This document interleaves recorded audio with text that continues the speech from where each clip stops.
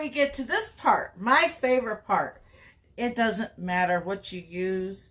When you don't have the tomato sauce, I went with spaghetti sauce.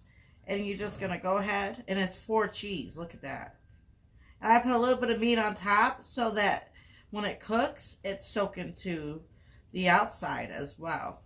Now, this was all from yesterday's stuffed peppers. But now, I'm just using it with the cabbage. And I'm going to go ahead and put it in the oven. Now, spirits can smell, just so you know.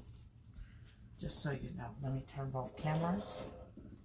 And you can't see down there, but I'm going to go ahead and put it in the oven.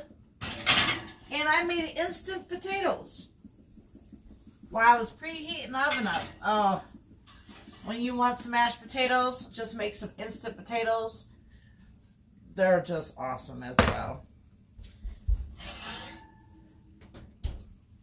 Have you ever grown your own potato?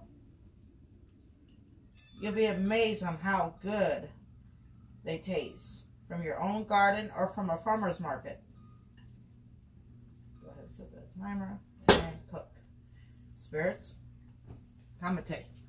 Thanks for watching.